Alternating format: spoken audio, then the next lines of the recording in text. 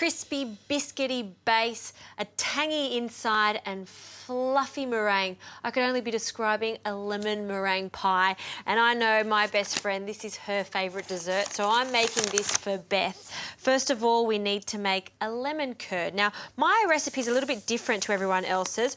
I use whole eggs for this and slowly bring it up to heat in a pot. But to start with, we need lots of caster sugar along with some corn flour, and I like to mix them together before I start to add my eggs. So 4 teaspoons of corn flour, and this is going to thicken up our lemon meringue. Give that a really good mix, and this will just ensure that we don't get any lumps in our lemon meringue because you want it to be smooth and glossy. And then in with 6 free-range eggs. Now, there's a lot of eggs in this recipe. It's an egg-based recipe. In total, 10 eggs for this. So break them in, and then I'm going to give this a really, really good whisk until it's nicely combined.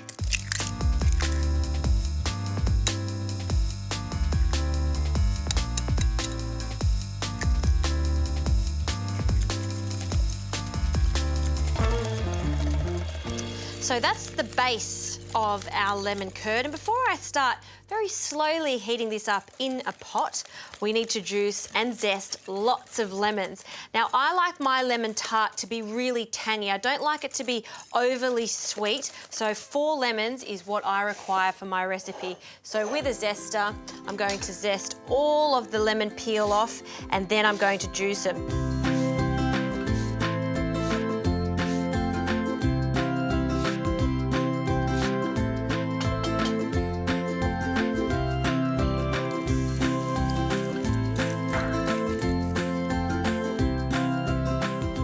Now that I've placed the lemon zest in the bowl, I'm going to add the juice and just catching any of those seeds. We don't want any of the seeds in this.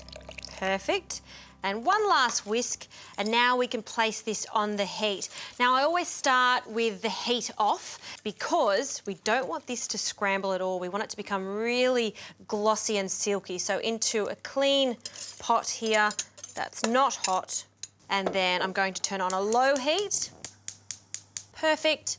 And then I'm just going to slowly whisk this until it becomes quite thick, and then I'll add a little bit of butter into a bowl and then into the fridge to cool completely.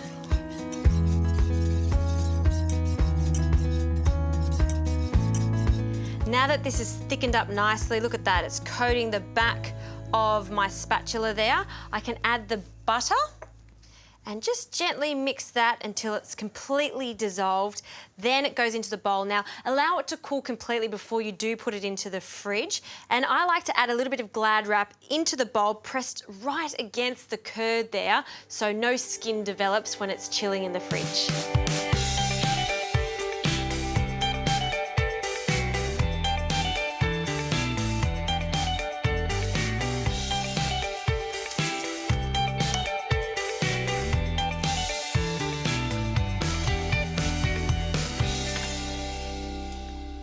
Now for the crown of this, this is the meringue. I need 4 egg whites for the meringue, and I'm just going to break my eggs and separate them, ensuring that I don't place any of this yolk in to the egg whites. One half of the shell to the other, and then placing the yolks in the other bowl. And if you can see over here to my left, I have my pastry shell ready to go.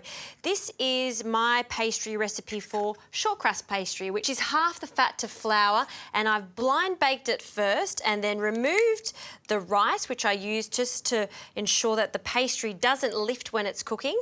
Remove that and then continue to cook it until it's golden brown, just as it is now.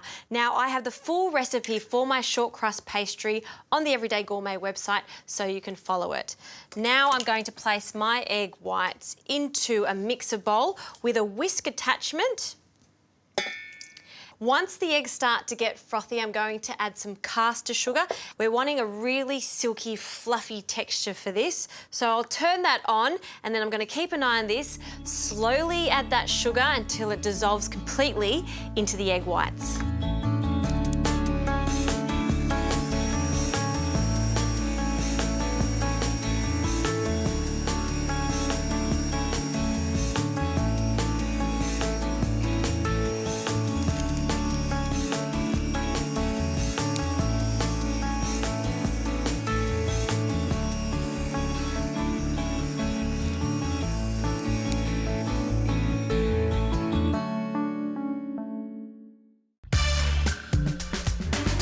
Now this is where it gets really fun, the assembling of this pie. You can see that I've put my lemon curd into a piping bag, and the reason I do this is to make it a lot easier to place into my tart shell. You can just dollop it in though if you like at home.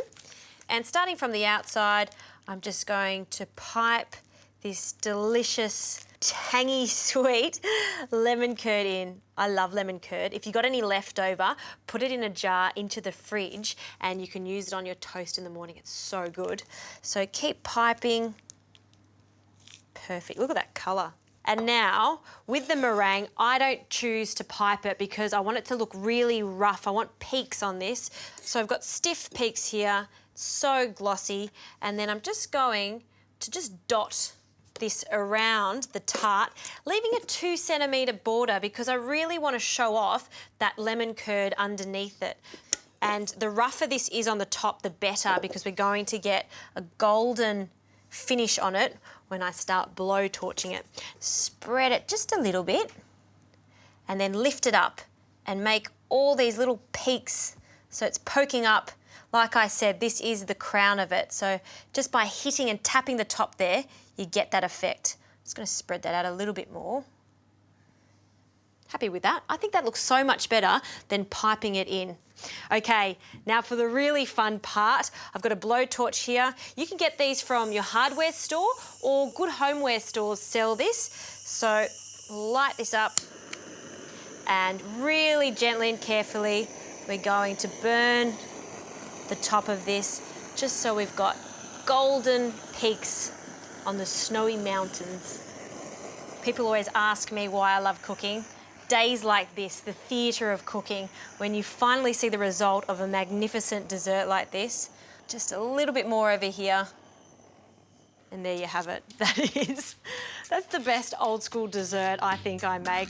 It's a masterpiece. Gosh, Beth, you're a lucky girl that you get this for your birthday again every single year.